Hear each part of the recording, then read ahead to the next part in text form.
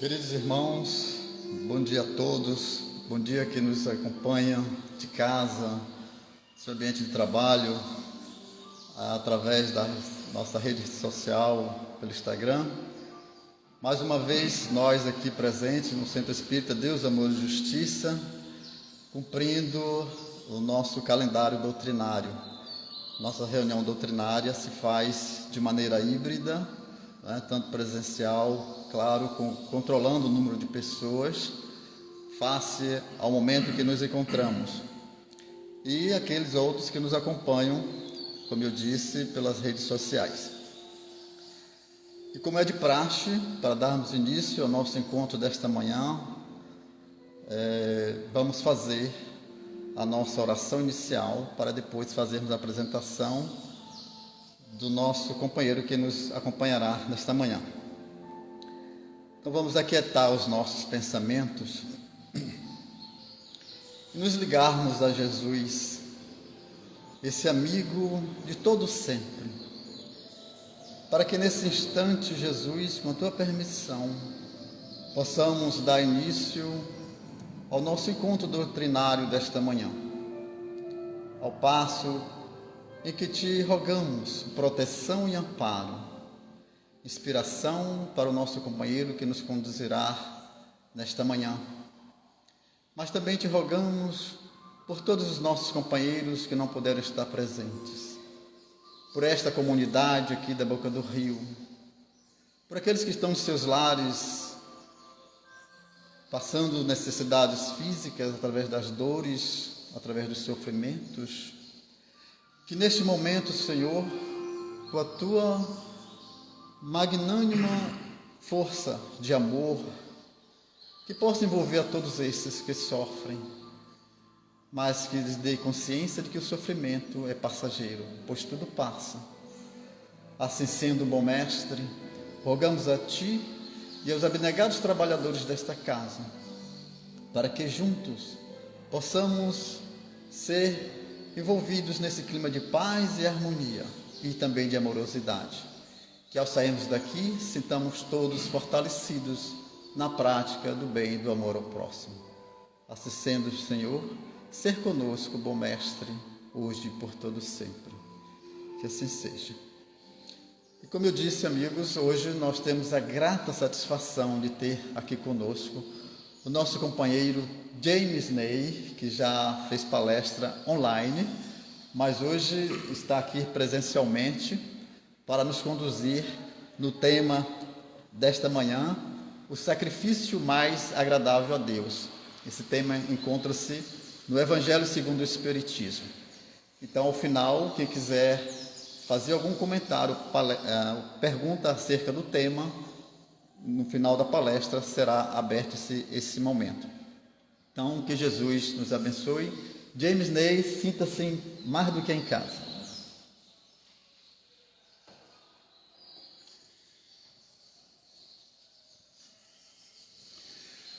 Muito bom dia, meus caros irmãos, minhas caras irmãs, que o nosso Senhor Jesus Cristo ilumine a todos.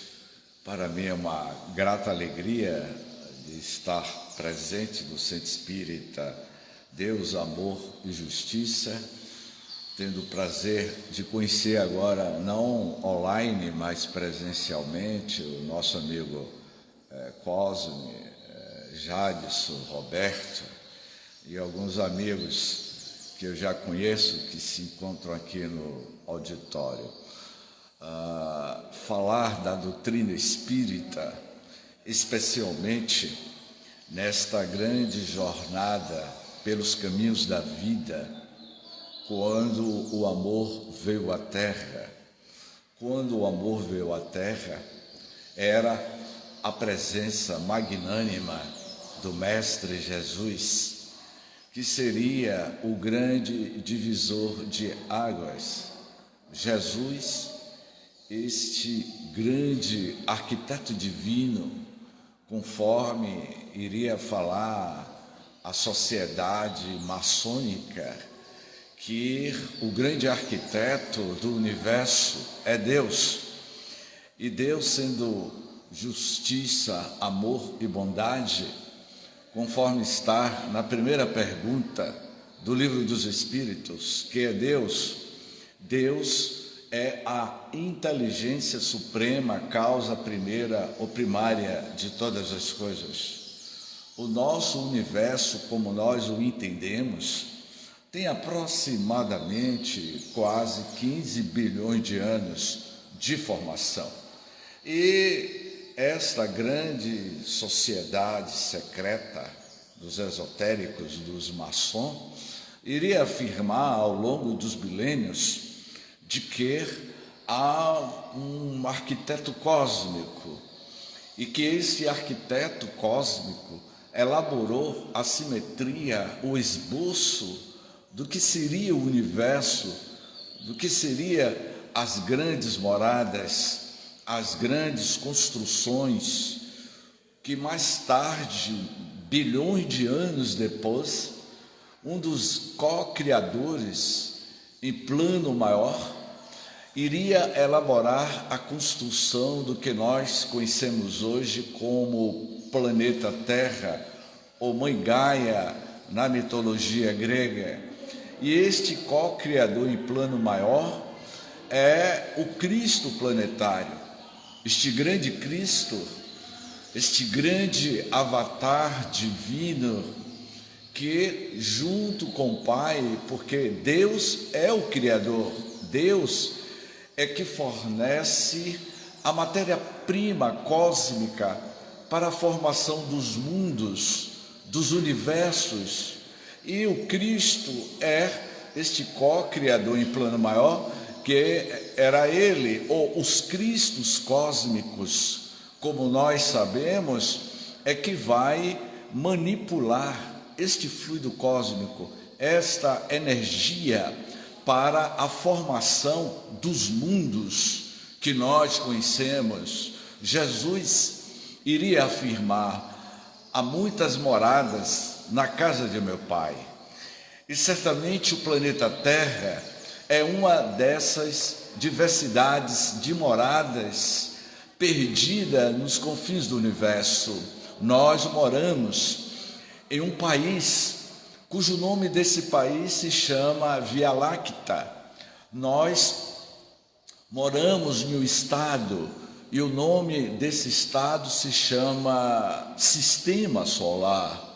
Nós moramos em uma cidade dentro deste estado que se chama Planeta Terra. A nossa cidade é Planeta Terra.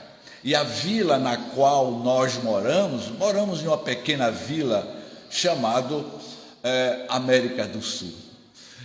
E quando ele estava elaborando estas grandes construções, o Cristo, o governador espiritual da Terra, aproximadamente mais de 4 bilhões de anos antes de surgir o nosso planeta Terra, este Cristo cósmico, este Cristo universal, ele manipulava o fluido, a energia cósmica, o que nós chamamos hoje de matéria escura ou energia escura, para a formação deste organismo brilhante que é o planeta Terra, esta morada fantástica, essa diversidade de vidas, de culturas que ao longo de bilhões de anos foram sendo formadas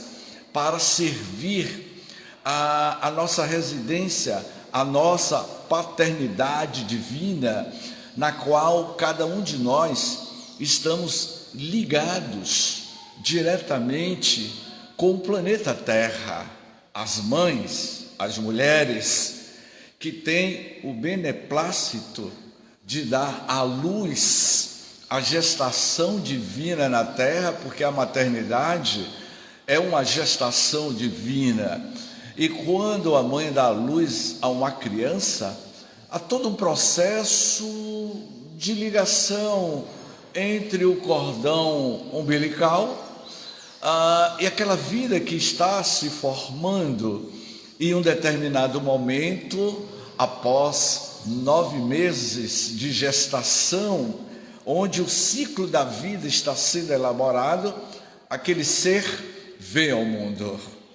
É um novo ser, um espírito veiculado àquele corpo que reencarna. Assim somos nós, meus amigos que estão aqui presentes na instituição, e aos caros amigos que estão assistindo online.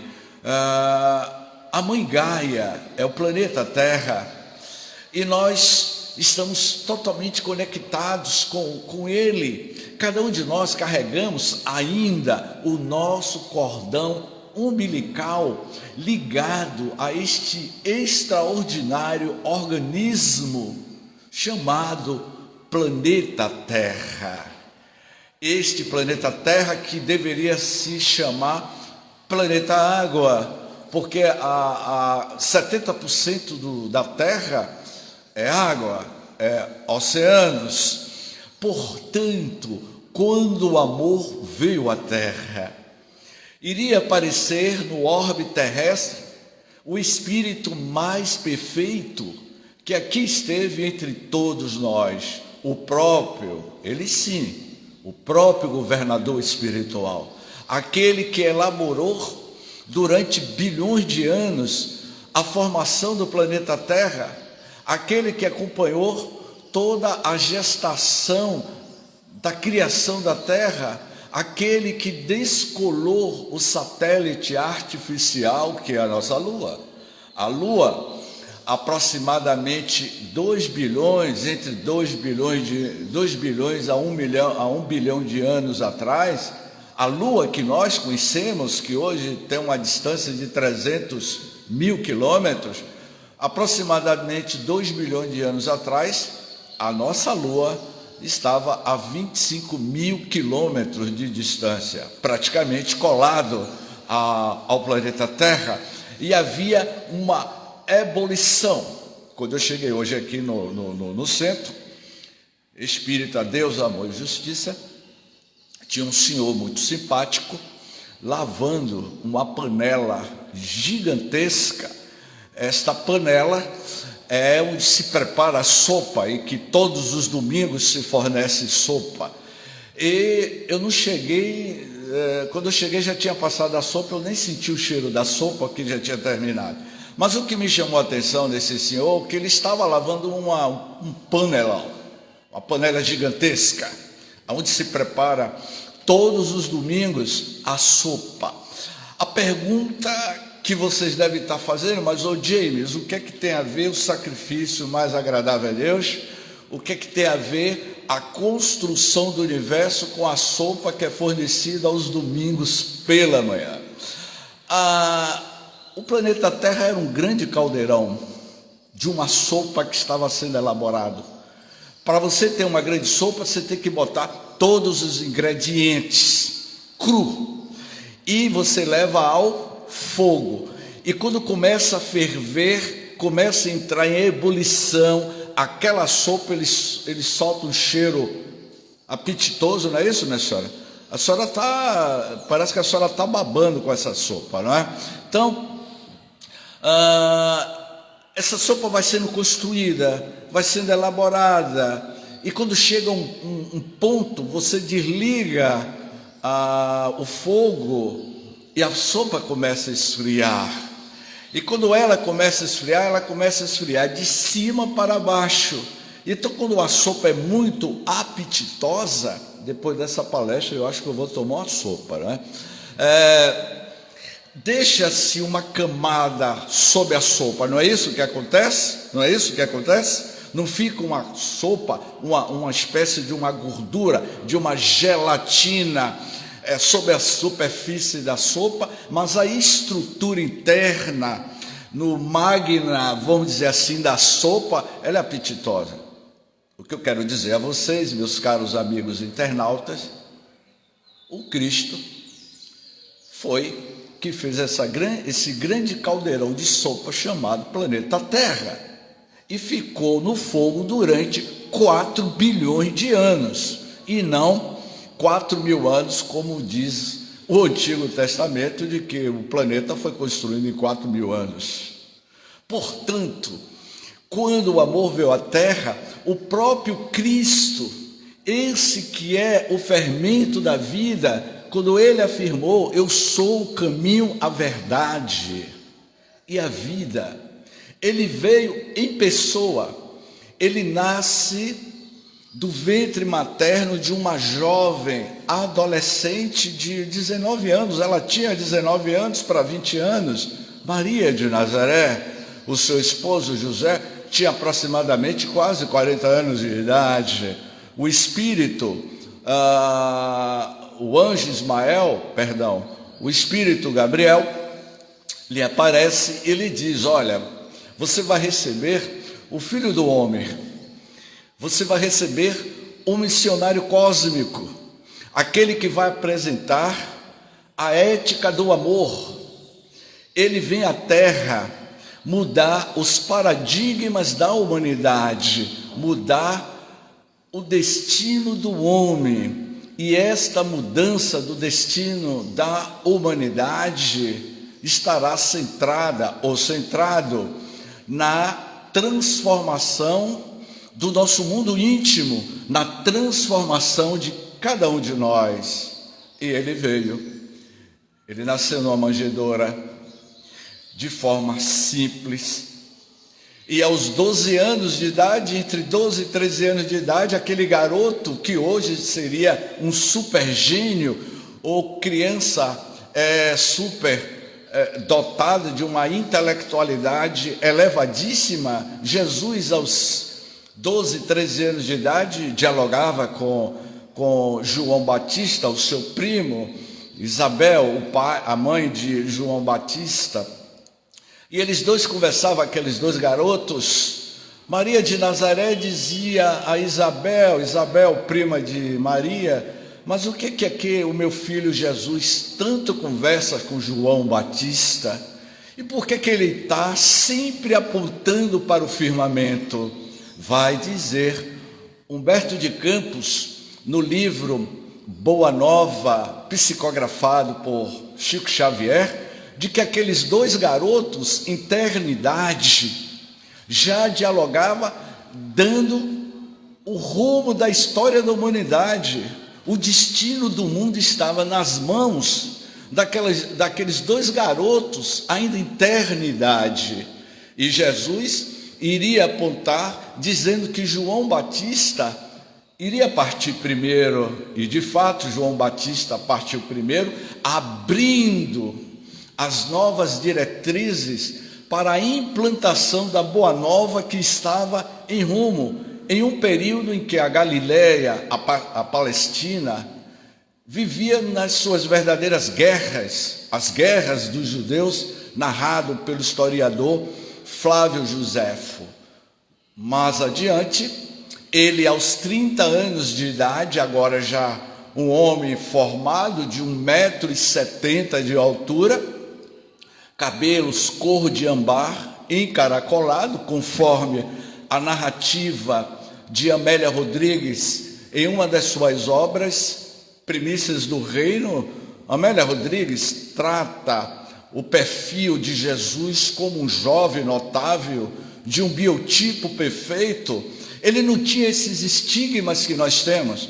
Jesus não tinha problema de depressão, Jesus não tinha problema de enxaqueca.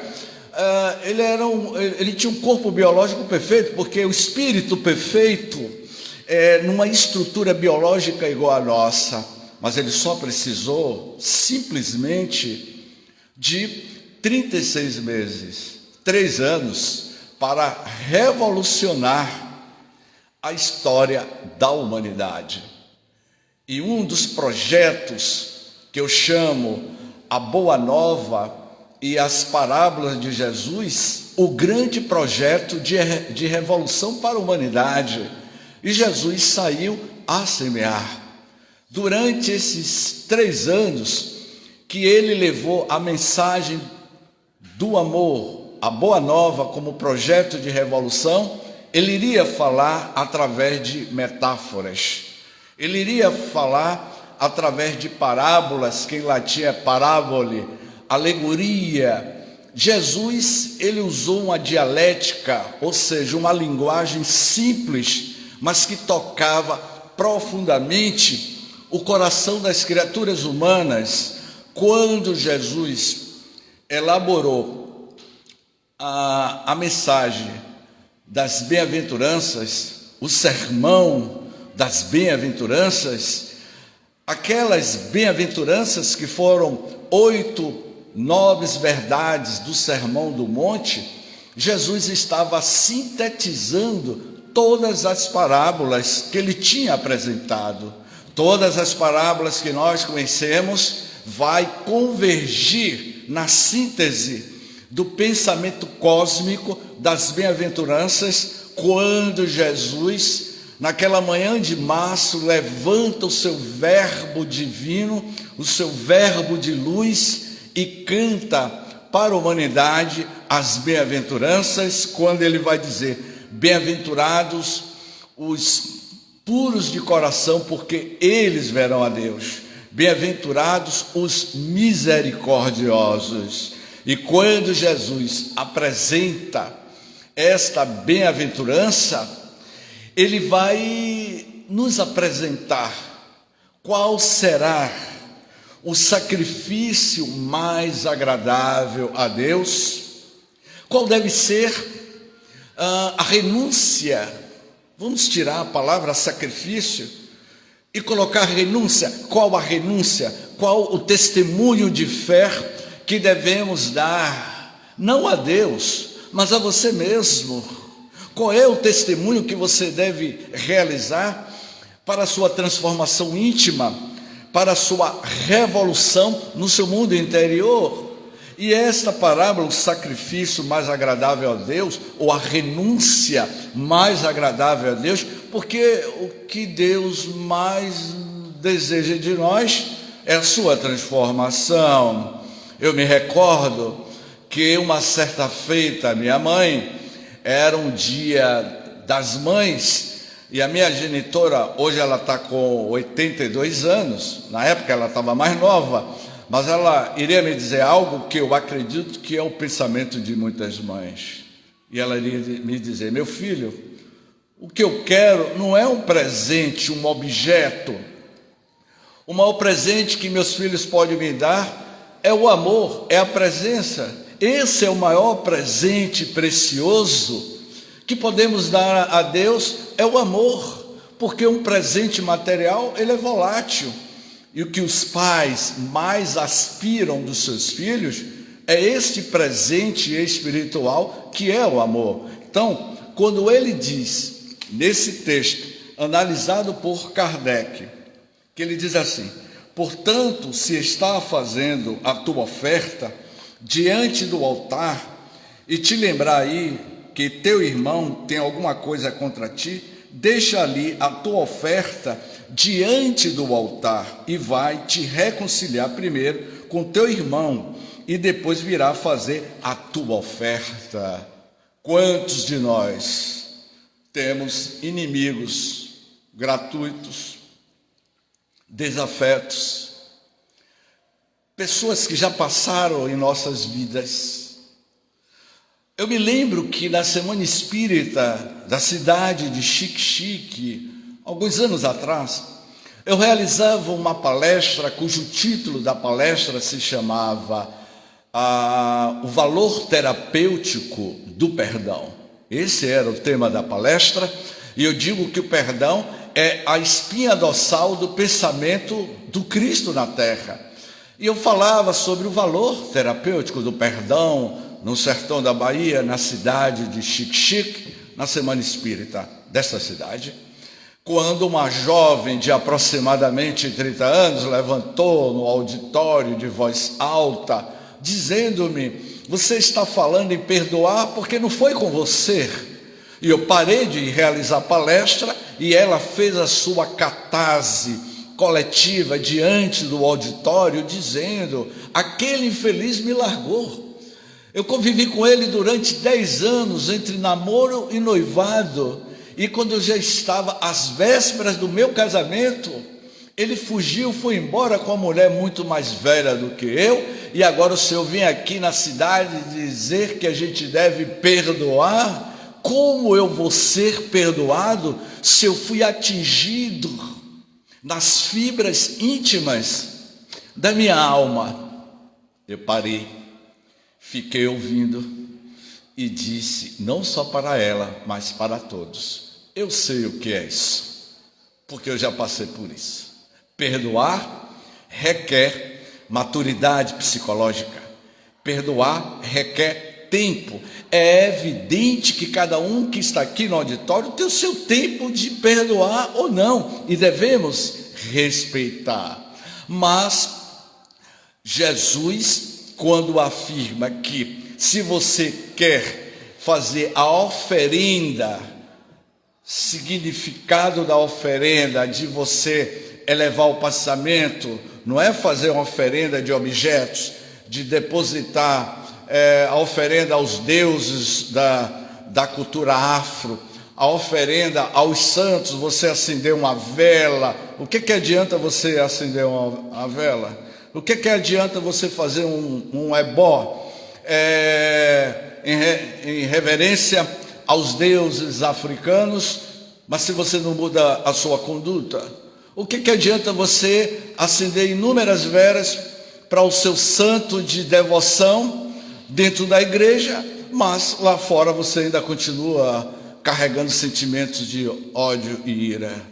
Eu comentava com Cosme que eu nasci numa família espírita quando, aos 17 anos, eu já realizava as minhas primeiras palestras. Hoje eu esqueci até a minha idade, Cosme.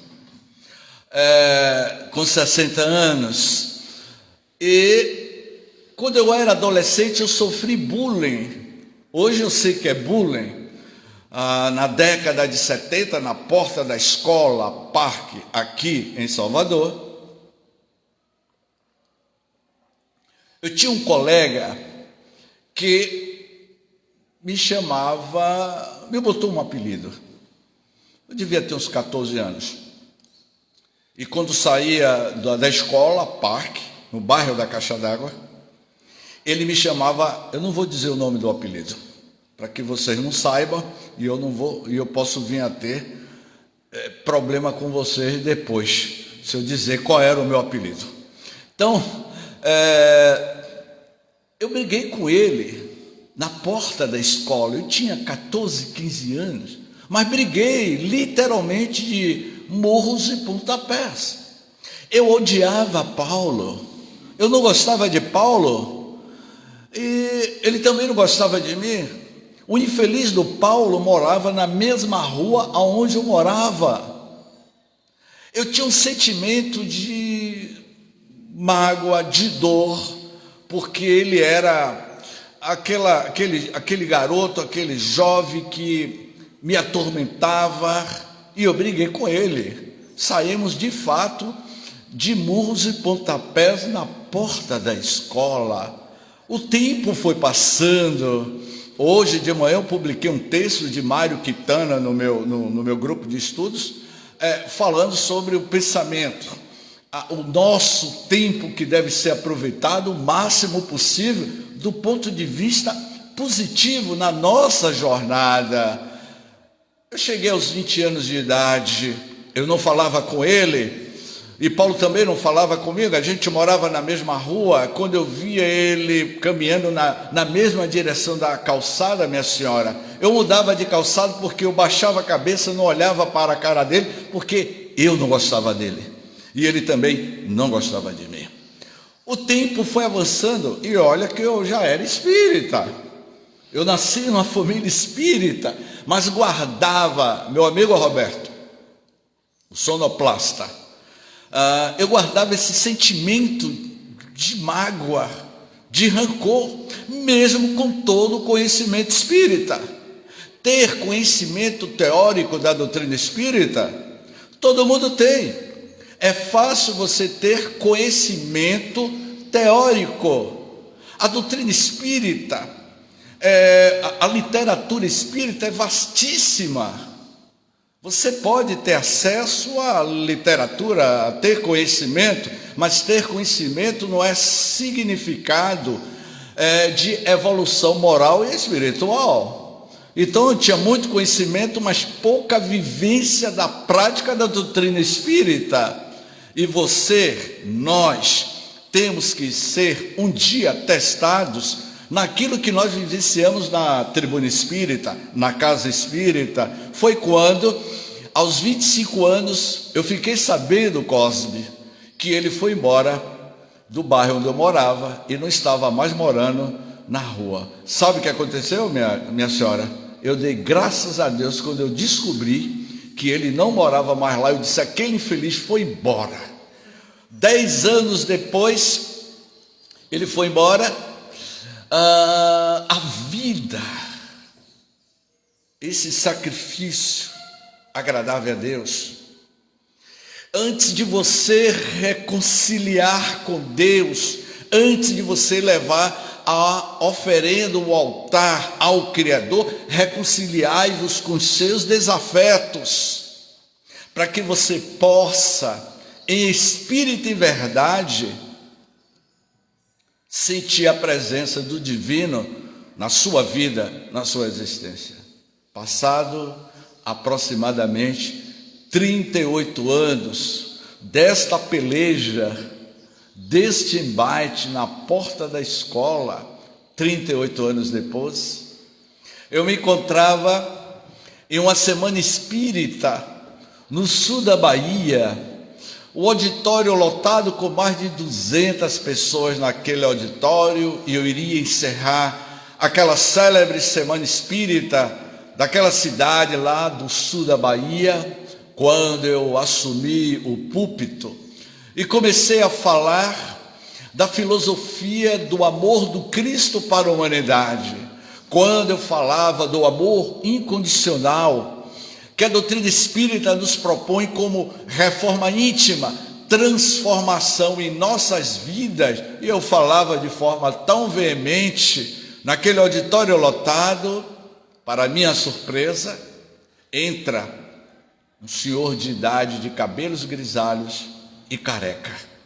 Eu olhei para ele, e na medida que eu realizava a palestra, eu senti que algo me tocou naquele rapaz, naquele senhor.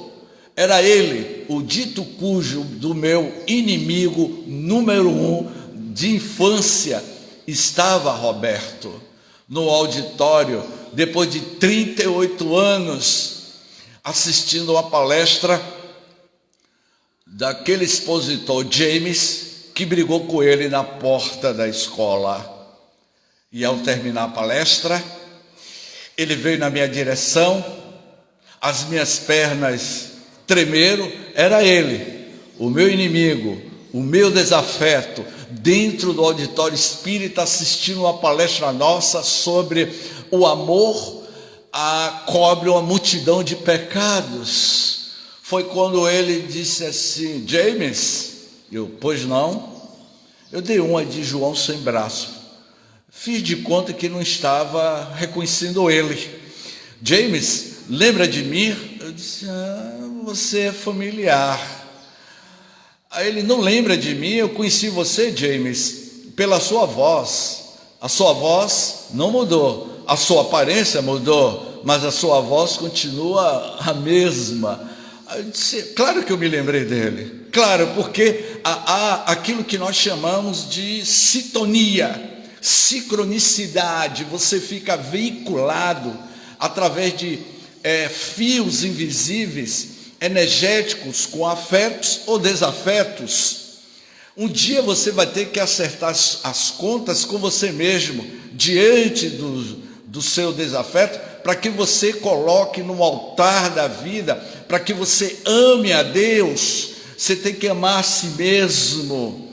Amando a si mesmo, você vai amar o próximo, porque a conquista dos seus valores espirituais, o sentimento que você vai desenvolvendo em si, o amor que eu tenho a mim, a dignidade, o respeito que eu tenho para comigo mesmo, esse sentimento que eu já conquistei dentro de mim, é a extensão de sentimentos que eu vou ter para com o outro. Então, amar a Deus, primeiro passa por 2 estágios.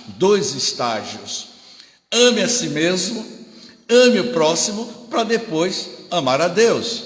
Colocar no altar da oferenda ao Criador não é os ebós, não é acender uma vela, mas o pensamento, a consciência. Faça uma oração em silêncio. Este é a melhor oferenda para Deus, é você orar. E naquele momento, ao terminar a célebre Semana Espírita, ele disse assim: não lembra de mim, James? Ele disse: agora eu estou lembrando. Carlos, James, você se tornou espírita? E aí eu respondi para ele, minha jovem: eu já era espírita desde os 14 anos de idade, quando nós brigamos na porta da escola. Você não apanhou mais, porque naquela época, Jadson, eu já era espírita, e você não apanhou porque eu já tinha um pouquinho de conhecimento espírita. Ele abriu os braços, Jadson, e me disse: James, sem ressentimento. E eu olhei para ele e disse assim: sem ressentimento. E aconteceu o que Jesus nos propõe o sacrifício mais agradável a Deus. Aconteceu o fenômeno da vida. Reconciliai-vos, para que você faça a grande oferenda ao Criador, que é o amor. O amor cobre uma multidão de pecados. O amor quebra os nossos grilhões, as nossas correntes que nos prende ao passado, a sentimentos profundos de mágoas que nós vamos construindo, sedimentando dentro do nosso mundo mental. As doenças, a maioria das doenças de cardiopatia, a maioria das doenças que hoje assolam a humanidade, todas elas, meus amigos, está centrada na questão de mágoas e ressentimentos. Sem ressentimento, James, eu sem ressentimento. 38 anos depois, Jadson, ele abriu os braços, eu abri os braços, o auditório lotado, já tinha terminado a palestra, e nós nos abraçamos, e aquele abraço que um bate nas costas do outro, e ele me deu 2 tapões nas costas. Eu fiquei desconfiado desse tapão que ele me deu.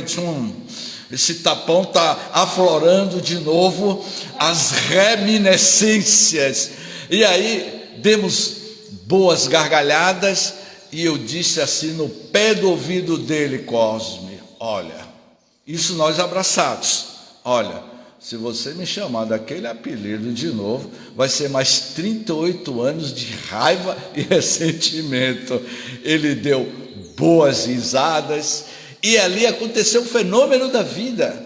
Quebramos esses grilhões, a alma fica leve, temos a nossa consciência mais tranquila. Foi exatamente por isso que Jesus iria dizer: reconciliai-vos com os seus inimigos, enquanto é tempo.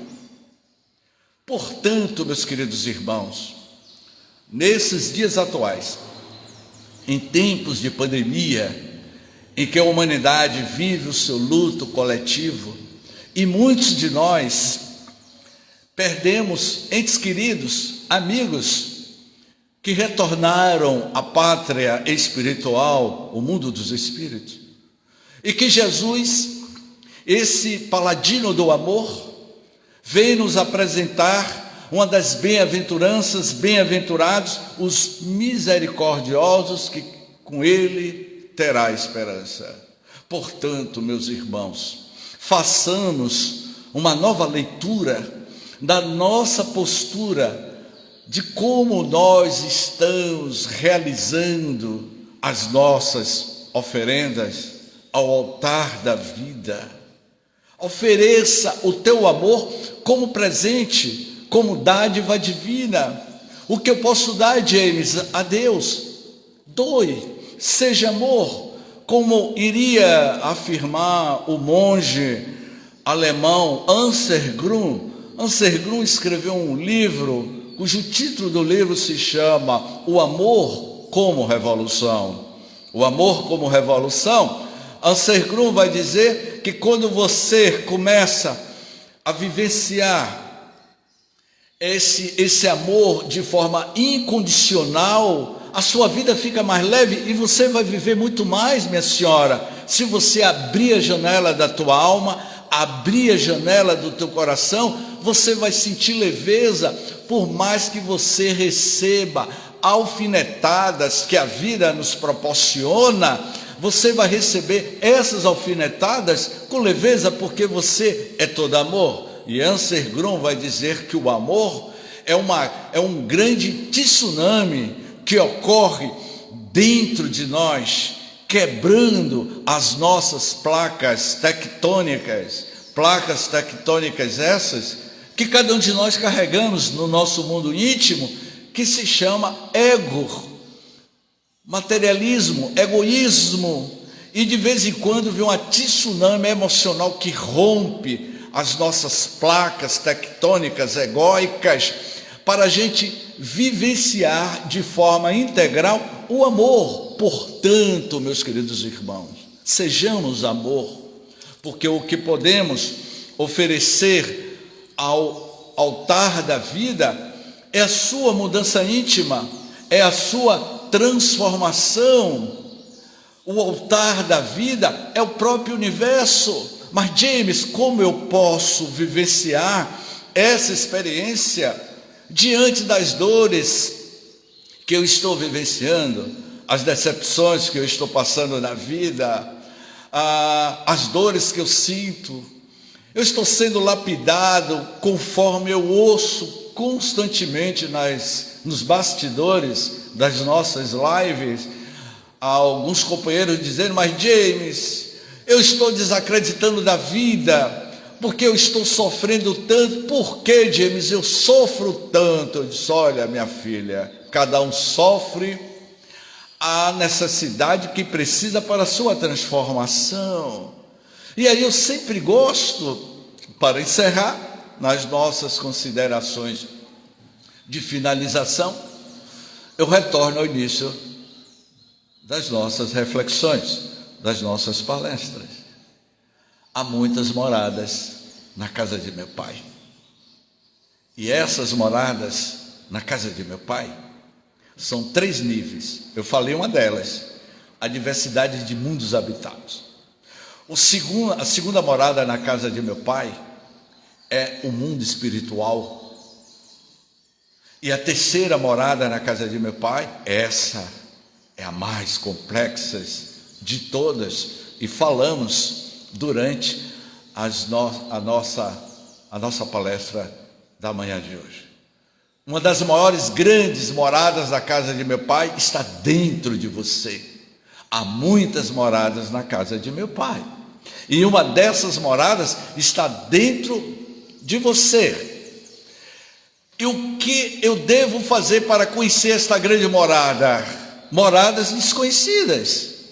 Apontamos os telescópios para descobrir os confins do universo, mas aponte o telescópio para dentro de você e descubra as infinitas moradas que existem dentro de si e que é desconhecido, conforme foi dito pelo próprio mestre Galileu, pelo próprio governador espiritual da terra, quando esteve entre nós.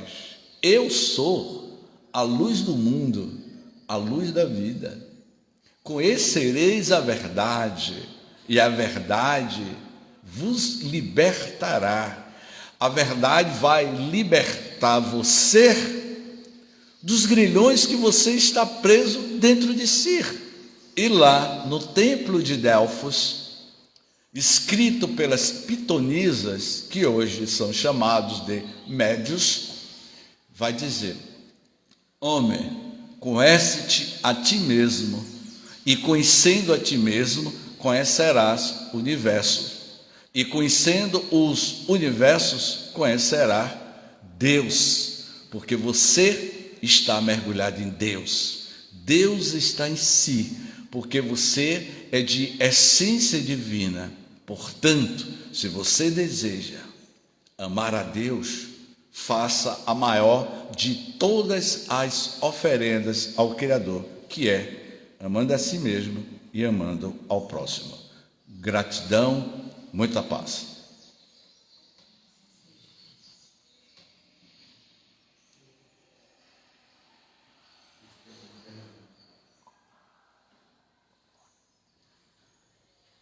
Enquanto o Roberto vê aí se há alguma pergunta no Instagram, eu pergunto, mas quando a pessoa tenta esse reconciliamento, se reconciliar com aquele adversário, mas não há contento, não há essa reciprocidade, o que fazer? Deve insistir? Reconciliar com seus inimigos não quer dizer que você vá ficar de braços dados com seu inimigo, aquele que tentou atentar contra a tua vida. Mas perdoe.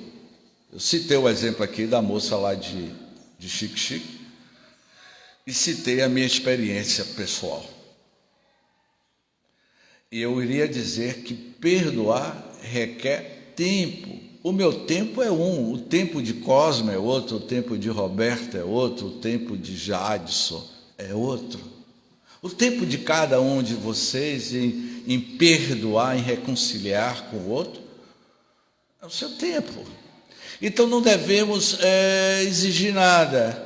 Olha, eu lhe perdoo pelo que você me fez, mas não vamos guardar mágoas. Se bem que eu vejo que essa dialética não é muito correta para alguns espíritos que estão muito mais evoluídos do que a gente.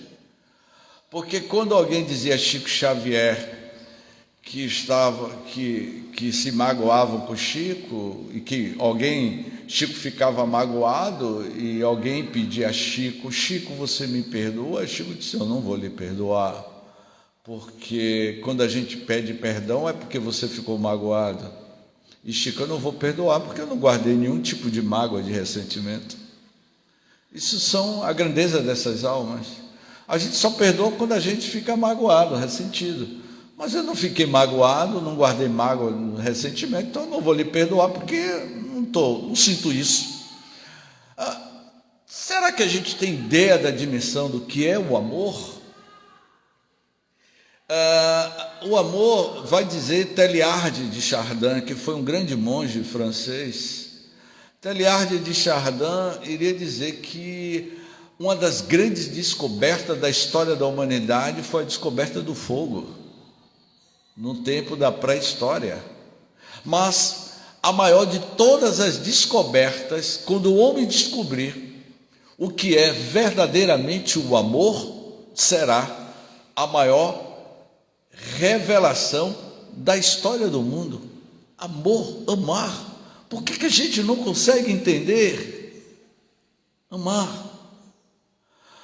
Porque dentro do nosso lar, dentro da nossa constelação familiar, há espíritos que eram os nossos desafetos do passado e que hoje convivem conosco. Aquela pessoa que você abortou no passado, aquela amante que você teve no passado, aquela amante que você era bem casado, tinha uma família bem constituída, você larga a sua mulher, larga seus filhos para viver com aquela amante. Pela lei de ação e reação, em uma futura existência, você reencarna, casa com a sua ex-amante do passado, e você tem filhos. Uma das suas filhas é a sua esposa, que você traiu no passado e que ela guardou mágoa e que agora reencarna como filha. E a sua amante reencarna como esposa para você aprender a amar. Essa é a lei. Não tem para onde a gente correr. O amor é a síntese da evolução cósmica e espiritual de cada um de nós. Eu faço parte dessa família afrodescendente. Minha mãe, ela é descendente de portugueses e meu pai era afrodescendente. Quando minha mãe casou com meu pai em 1960, meu avô não quis o casamento por dois motivos. Primeiro, porque meu avô era racista. Como é que minha mãe, de sangue nobre, sangue azul, que até hoje, Roberto, não descobriu esse negócio do sangue azul, não é? E segundo, porque meu pai era espírita e meu avô era evangélico, não quis aceitar o casamento, mas eles casam em 1960, tem 4 filhos, tudo neguinho, e minha mãe branquela, casado com negão. Meu avô, quando sabe que minha mãe teve o primeiro neto, que fui eu, ele me amava, Roberto, como meu avô me amava. Ele dizia: Vanilda deu à luz a um neguinho. Ele era preconceituoso. Nas vésperas da sua desencarnação, aos 95 anos, eu era o único neto que estava na cabeceira do seu leito de morte, quando ele disse: James, esse espiritismo realmente é um negócio muito sério, não é? Eu disse: meu avô, esse espiritismo é um negócio tão sério que nos ensina a amar.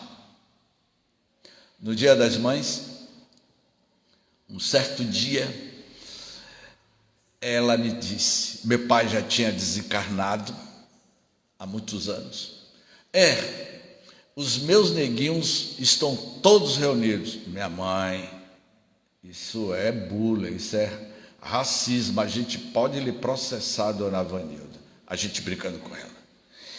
E aí, a consciência do ser espiritual que nós somos, ela lembrou de uma vida do passado dela contada por meu pai. Conforme eu tinha dito, meu pai fundou o Centro Espírita Humberto de Campos em 1970. E minha mãe participava das reuniões mediúnicas na década de 70, década de 80, que as comunicações psicofônicas daquela época está bem diferente das comunicações de hoje. E o espírito disse que ela era dona de um senhor de engenho no recôncavo baiano e que nós, filhos, éramos pessoas vinculadas a esse senhor de engenho. Portanto, a última encarnação que minha mãe teve, ela reencarnou, ela tinha uma personalidade masculina e hoje ela tem uma personalidade feminina, porque o espírito não tem sexo. A relação entre meu pai e minha mãe, que duraram 38 anos porque ele desencarnou, se ele estivesse vivo, eles já teriam 61 anos de casados. Meu pai era o ânima e minha mãe era o ânimo numa relação na família, porque meu pai era uma pessoa doce e minha mãe tinha uma personalidade masculina. Quando no Dia das Mães, na sua catarse, ela disse: aqueles que eu maltratei no meu engenho de açúcar, e disse o nome da cidade, por uma questão ética eu não vou dizer o nome da cidade, aqui no recôncavo da Bahia, hoje estão todos reunidos aqui debaixo do meu teto. Essa é a lei de ação e reação. A gente perdoa ou reconcilia com os afetos, os desafetos, através das construções destas constelações familiares.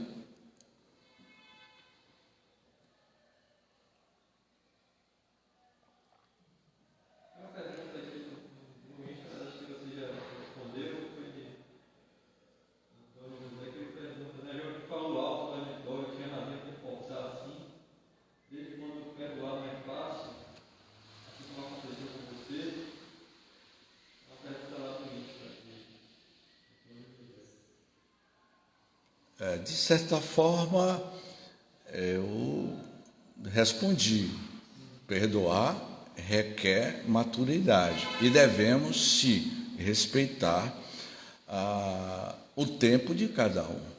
É claro que ficamos magoados, ressentidos. Mas James, aquele infeliz desgraçou a minha vida e você quer que eu a perdoe? Principalmente numa separação conjugal depois de muitos anos. Aquele que ama mais sofre mais numa separação conjugal. Isso eu sempre digo às mulheres que se separam. Mas aquele infeliz me largou com filho. Eu vou destruir a vida dele. Eu vou fazer que ele tenha uma vida pior possível. Essa é uma atitude tão imatura, tão infantil. Não pense assim. Pense ao contrário. Não deu certo a relação, separa. Mas pense dentro de uma linguagem positiva. Eu desejo que o meu ex-marido melhore de vida, que ele consiga uma situação posicional melhor, que ele siga a sua vida com essa outra família, que ele melhore de vida, porque se ele melhorar de vida, Jadson, a pensão alimentícia vai melhorar também. Então pense por esse prisma, e não de forma negativa. O que nós mais necessitamos nos dias atuais é amar. Na época, quando eu andava de ônibus coletivo, essa linha que passa por aqui, pela boca do rio, que vem lá de Piripiri, Mirantes de Piripiri, via Imbuir, é uma das maiores linhas.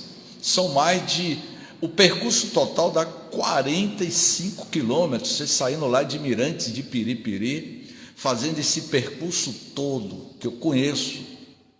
Um certo dia, eu estava em um desses ônibus, o ônibus estava vazio, e entra pela porta dianteira o que nós conhecemos como os invisíveis da sociedade soteropolitana, e que muitos de nós, como espíritas, católicos, evangélicos, passamos por esses invisíveis em Salvador, como se fosse alguém que não existe. Esses mendigos que vivem na rua. Um deles entrou pela porta dianteira do ônibus, o ônibus vazio, e ele sentou exatamente ao meu lado. Eu estava encostado à janela do ônibus e ele entra e senta ao meu lado. E o ônibus vazio, minha senhora. Ele exalava podridão. O corpo dele cheirava a podridão. Todo sujo, todo melado.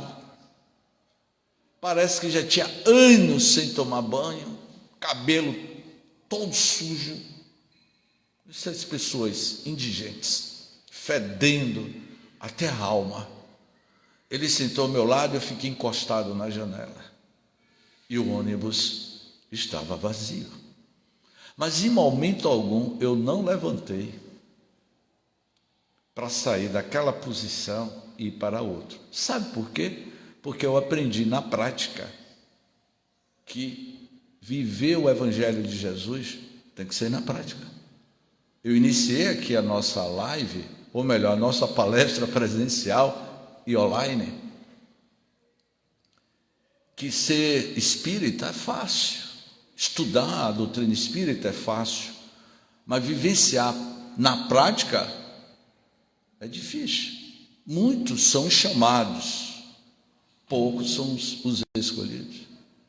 Todos nós subimos essas escadas aqui da instituição. Subir as escadas do centro espírita é fácil, mas vivenciar a prática dos ensinamentos que é apresentada aqui no auditório, muitos não conseguem assimilar. E naquele momento eu não levantei. Sabe por que eu não levantei? Eu disse não, porque eu acho que isso seria uma humilhação para ele. E suportei. da rodoviária até o centro de convenções, ele sentado ao meu lado.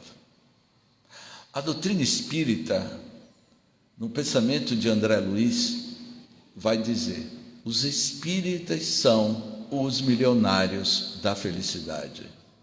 E por que nós somos os milionários da felicidade?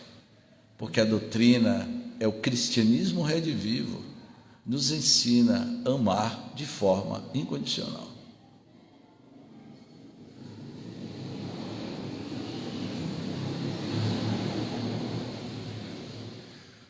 Muita paz, que Jesus nos abençoe.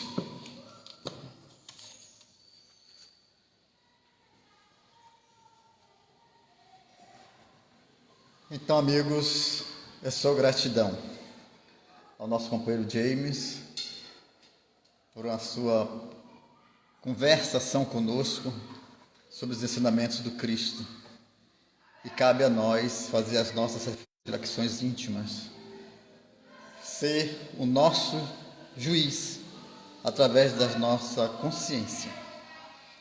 E assim vamos finalizar o nosso encontro de hoje, agradecendo esse mesmo Mestre que inicialmente rogamos proteção e amparo.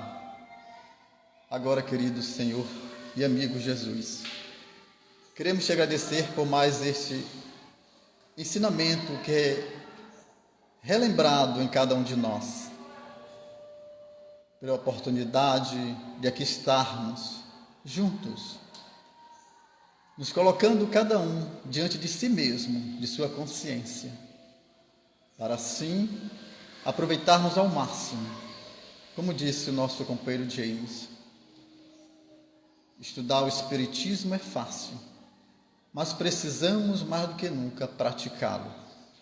E temos a certeza, Mestre, que vós, com os seus abnegados trabalhadores, os espíritos simpáticos, nosso anjo guardião, protetor, estão sempre a nos encorajar neste momento mais difícil na nossa caminhada. E, portanto, somos gratos a Ti por este auxílio que o Pai envia para todos nós a todo instante. Assim sendo, Mestre, com Teu amparo, para que tenhamos uma semana de paz e harmonia em nossos lares e os lares dos nossos vizinhos, o nosso ambiente de trabalho. Enfim, que possamos estar contigo em nossos sentimentos. Ser conosco, Jesus, hoje e por todo sempre. Que assim seja. Muita paz a todos.